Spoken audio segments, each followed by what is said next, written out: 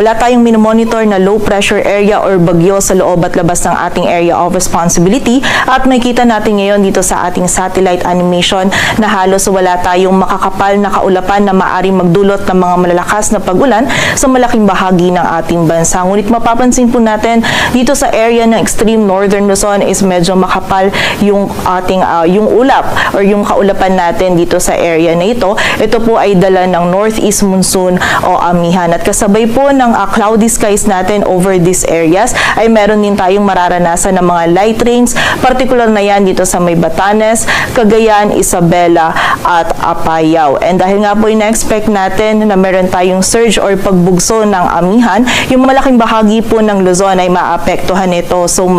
magiging bahagyang malamig po yung panahon na mararanasan natin, lalong-lalo na sa madaling araw. And dito din sa area ng Metro Manila, maging sa Ilocos Region, rest of Cagayan Valley and Cordillera Administrative Region, maging dito sa Central Luzon, sa area ng Calabarzon, down dito sa area ng Mimaropa, except for the area ng Palawan, maging sa bahagi din ng Bicol Region, makakaranas po tayo ng bahagyang maulap hanggang sa maulap na kalangitan, at may mga isolated light rains lamang po o yung mga mahinang pag-ulan or pag-ambon na mararanasan na dulot ng amihan. And sa nalalabing bahagi naman ng ating bansa, easterlies pa rin yung nakakaapekto at magdadala pa rin po ito ng bahagyang maulap hanggang sa maulap din na kalangitan. Posible lamang yung mga isolated na mga rain showers or thunderstorms, lalong-lalo na dito sa area ng Eastern Visayas, maging dito din sa bahagi ng Mindanao. Kaya naman doble ingat pa rin para sa ating mga kababayan sa posibilidad ng mga pagbaha